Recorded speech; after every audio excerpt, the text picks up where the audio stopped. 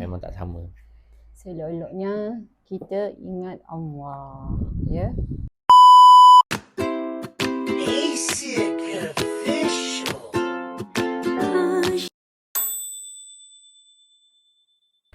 Assalamualaikum. Okey geng, malam ni kita nak nak sambung balik cerita kisah seram itu hari. Kalau korang boleh tengok balik video ni, awak alami sebelum ni terjadi pada ada yang komen tak dengar. Okey, suara tak berapa clear sangat. Okey, kita sambung balik kisah seram ni. Okey. Okey. Cerita dia macam ni pada satu malam tu saya dengan kawan, dengan abang dengan abang saya, lebih kurang dalam 4 orang lah, pergi mancing lah. Ini saya beri tajuk mancing dekat satu lombong, lebih kurang pukul 12 pagi lah. Sampainya, memang kita orang dulu memang seronok memancing waktu malam sebab tanpa gangguan dan tak panas kan, sejuk. Sampainya dekat kawasan tu, mula-mula kawan saya tu dia ada perasan jalan masuk tu ada satu makhluk lah. Dia satu badan tapi 2 ekor menyerupai monyet, duduk dekat atas wire elektrik TNB. Jadi dia pun tak syak apa-apalah. Jadi kita pun masuk dalam kawasan lombong tu dan nak mancing, memang niat nak mancing. Sampainya dekat situ, kita orang pun standby lah, barang-barang memancing semua. Lebih kurang sekitar dalam 12.30 pagi lah.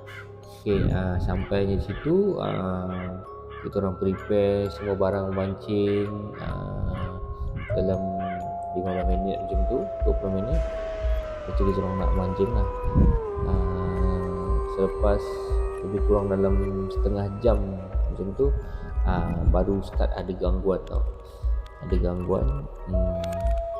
Dia memang setiap kali kami mancing tu memang ikan tak dapat lah. Memang tak ada usik langsung ikan lah. Okay. Lepas tu kita pun buat macam biasa, mancing macam biasa. Lepas tu abang saya dia mengantuk. Jadi dia masuk naik dalam kereta, lebih kurang dalam 10 meter. Dia naik ke kereta untuk tidur. Tak lama lepas tu kita orang rasa macam lain macam dan panggil dia turun dengan hanya berbekalkan sebilah pisau lipat. Kami cocok dekat bahagian belakang. Lepas tu tak lama tu gangguan lah, memang gangguan teruk sangat. Sebab salah seorang kawan tu dia baling pancing, tapi seperti pancing tu ditarik bahagian atas. Bila dia baling tu, memang dia hayun memang kuat, tapi seperti sangkut macam ada yang menarik di bahagian atas pokok. Bahagian menarik, dia punya batakal tu jatuh di depan, pelupuk di depan kita orang saja. Padahal dia hayun tu memang kuat lah. Jadi lepas tu abang saya tegur lah, jangan hayun ke atas, tapi hayun ke tepi. Okey, selepas dia hayun ke tepi tu memang okey, memang tak ada masalah. Memang tak sangkut, tak ada apa, memang cantik dia pergi. Lepas tu tak lama tu, seberang lombong tu ada kelihatan 2 biji mata merah tau. 2 biji mata merah. Dia seperti marah lah, kerana mungkin tempat yang kami duduk tu mungkin tempat dia mandi atau dia bermain di waktu malam lah. Jadi kami tak sangka lah benda tu. Dan dia tetap tak berganjak daripada situ tau, benda tu. Dia mata dia sekejap bulat, sekejap panjang, seperti orang tengah marah. Bila kami angkat handphone untuk rakam, dia hilang. Kami turun balik handphone, dia timbul balik. Lepas tu salah seorang daripada kawan kami ni, dia ni dah berumur lah, tapi dia tahulah, dia duduk jauh daripada kami. Daripada tempat situ dia jauh, lebih kurang dalam 30 meter macam tu lah, jauh. Kami pun pelik, makin lama dia makin dekat, tapi dia tak bercakap kenapa. Kami pun dah perasan sebenarnya benda tu kira keras lah, kita kira keraskan, orang kata kuatkan semangat, jangan mengalah dengan dia. Memang sepanjang malam tu kami memancing tu, kalau tak silap kami lebih kurang dalam sampai pukul 4 pagi. Memang tak ada seekor ikan pun dapat, tak ada seekor ikan pun usik umpan kami pada malam tu. Memang kami rasa ada satu benda yang pelik lah. Pun memang orang kata memang kami mengganggu tempat dia lah. Tapi memang kami tak sangka, sebab tempat tu memang selalu kami mancing, tapi malam tu boleh terjadi macam tu. Memang kami tak sangka. Benda tu still ada juga dekat depan, dengan mata merah dia, sekejap bulat, sekejap sekejap dia macam panjang, dia marah, sekejap dia timbul, sekejap dia hilang dari atas. Dan kami ni duduk, tempat kami duduk tu di bawah pokok sebatang pohon buah ceri, dia rendang.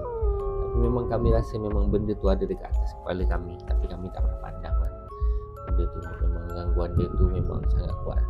Tapi kami berlima, kalau tak silap saya, kami berlima memang kuatkan semangat, memang tak nak berganjak, memang kira macam keraskan hati untuk lawan lah. Tapi alhamdulillah tak ada apa-apa yang terjadi. Memang tak ada apa jadi. Sampailah kami balik, memang tak ada apa-apa yang berlaku antara dekat kami. Memang tak ada gangguan, tak ada rasukan, memang tak ada. Kami balik macam biasa. Tapi memang itu pengalaman yang amat mengerikan bagi kami bila memancing. Memang mengerikan, sangat-sangat mengerikan. Kalau memancing ni, korang tahu tak, kalau time memancing ni, mulut ni kena jaga, sebab duduk dalam hutan. Betul. Sebab bila kita macam mulut tak jaga, itu yang kadang-kadang dia ada, tak ada. Biasa macam tu lah. Betul. Mancing ni memang kita pergi tempat dia kan, memang banyak tempat lah. Memang dulu memang banyak tempat kami mancing.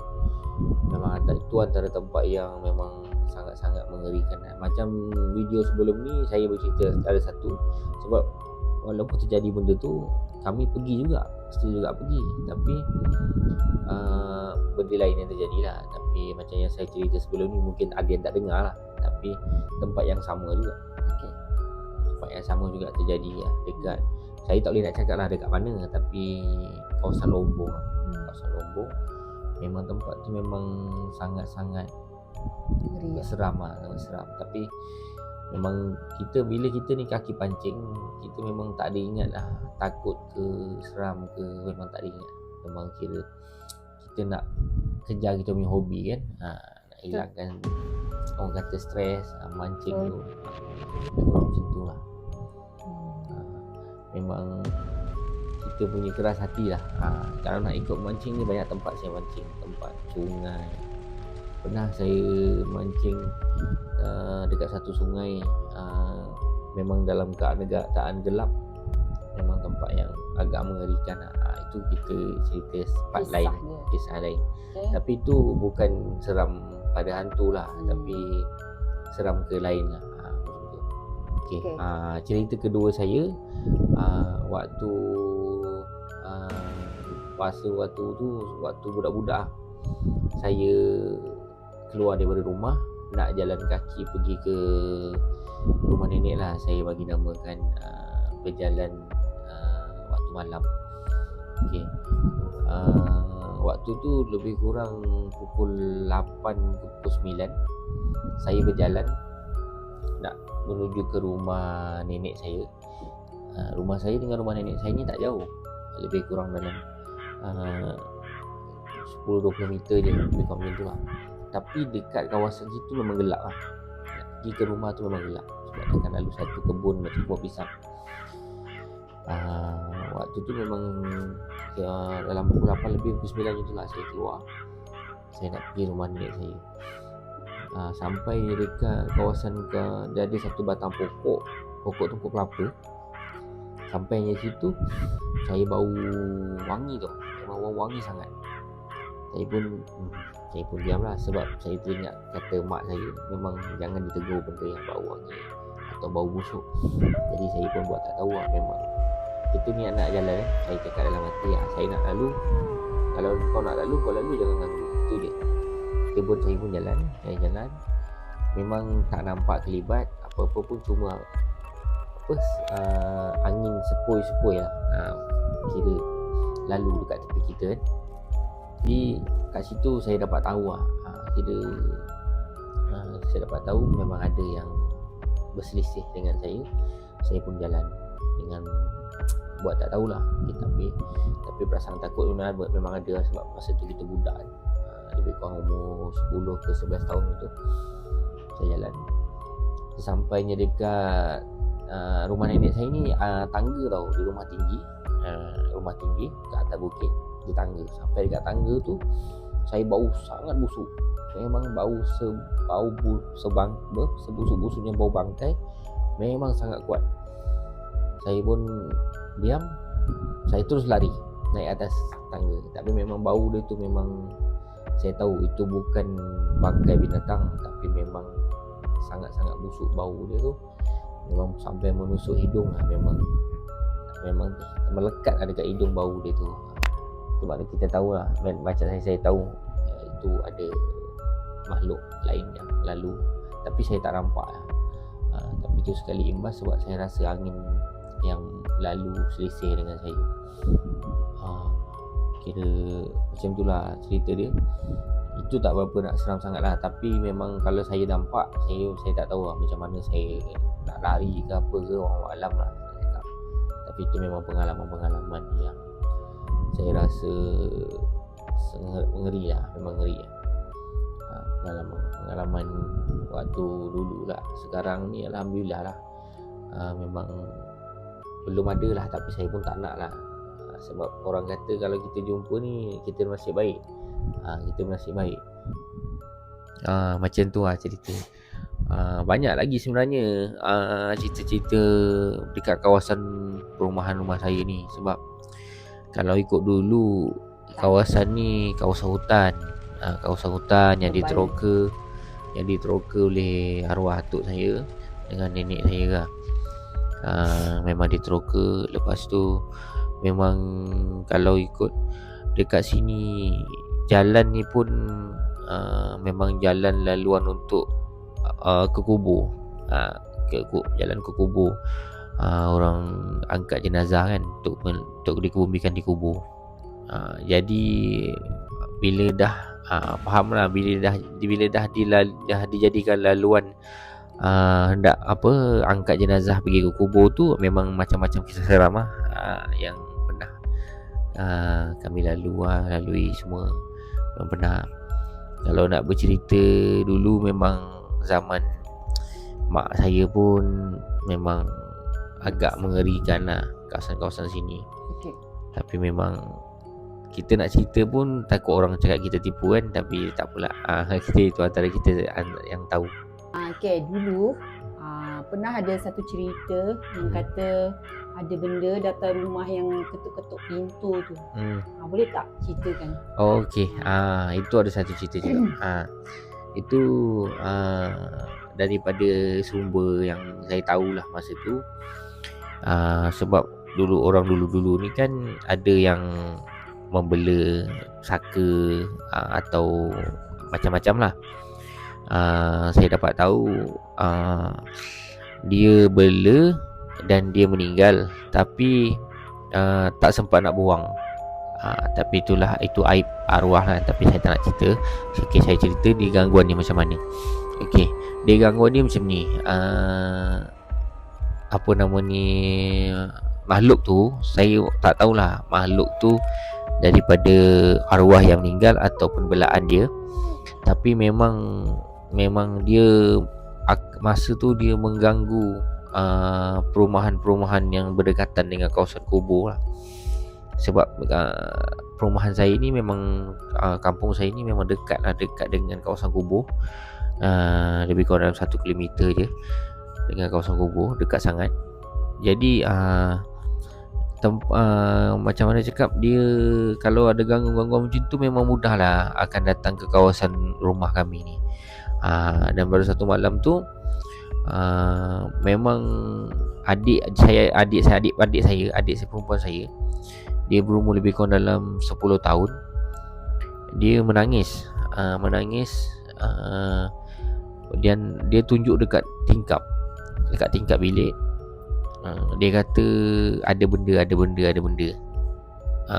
Jadi kita orang pun masa tu memang tak suspect apa-apa, tak syak apa-apa. Tapi memang lepas adik saya cakap macam tu, dia ada bau memang bau yang sangat busuk, memang bau bangkai yang sangat busuk. Dan tak lama macam tu dia ada cakar tingkap. Dia cakar tingkap, dia ketuk tingkap, dia cakar tingkap lah. Tapi memang kuat lah, bunyi tu memangnya kuat. Memang kami memang tak tidur. Kejadian tu berlaku lebih kurang dekat 3-4 malam jugalah. 3-4 malam juga. Memang dia akan mengaruk kawasan yang berdekatan. Dia akan mengganggu, tak kira siapa, dia akan mengganggu. Dan kisah ni ada satu perkampungan Kemboja tau, dulu dekat kawasan saya ni. Ada satu perkampungan Boja dengan perkampungan Indonesia. Lebih kurang ada 30 biji rumah lebih kurang macam tu. Pada waktu kejadian tu, makhluk ni dia mengaruk dekat kawasan perumahan tu. Itu dia macam perumahan sewa, rumah sewa yang panjang lah, berderet panjang.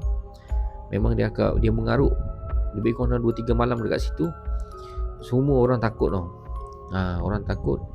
Jadi dia orang sampai berpindah lah daripada situ. Memang tak berani, memang sangat-sangat takut, tak berani sampai benda tu hilang. Tapi dia orang tetap tak nak duduk situ dan pindah. Kawasan keliling sebelah belakang pada perumahan sewa tu hutan. Dan bersebelahan tu ada rumah kosong yang ditinggalkan dah bertahun-tahun lah. Start pada tu memang dia orang dah keluar lah pada situ. Memang dah tak ada, rumah tu kosong sampai sekarang. Memang tak ada penghuni lagi dah. Rumah tu pun dah dirobohkan. Memang dah tak ada penghuni. Tapi itu memang kisah seram. Sebab dia orang nak settlekan kes tu, memerlukan orang-orang yang bijak pandai untuk settlekan cara macam mana.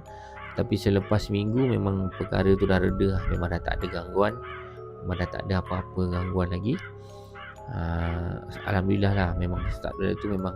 Tapi bila sebelah pagi kita pergi dekat tingkap tu yang dia cakar tu, memang nampak real. Saya cakap, saya tak tipu, memang nampak kesan cakaran tangan orang. Memang nampak, saya tak tipu, memang real. Itu yang kami alami. Tak seram. Tapi alhamdulillah lah, kami tak pernah jumpa depan-depan. Kalau jumpa depan-depan, saya tak tahulah macam mana rupa dia. Memang seram lah. Okay. Tapi kalau yang belaan ni memang saya takut. Saya cakap susah, saya takut. Sebab belaan ni dia tak serupa makhluk halus yang bebas. Dia tak serupa memang. Sebab belaan ni dia punya cara tu lain macam sikit. Sebab dia tak sama dengan makhluk halus yang bebas yang kita selalu jumpa terserempak. Itu memang bebas punya. Memang tak sama dengan belaan. Memang tak sama. Selok-eloknya kita ingat Allah, ya. Walau macam mana pun kita berpegang kepada yang satu, Allah. Okey, malam ni je lah kot. Rasanya. Okey, korang, kalau korang suka dengan VTT ni, dengan konten ni, kisah-kisah seram ni, korang boleh komen, subscribe and share. akan ada sambungan. Kalau korang suka, kita akan buat part yang seterusnya. Okay, itu je lah konten kita pada malam ni. Rasanya dah pukul agak lewat dah ni. Okay, kita tak elok kalau lewat-lewat sangat, takut cip. Okay, kalau korang suka, jangan lupa subscribe, share and comment korang. Okay, bye.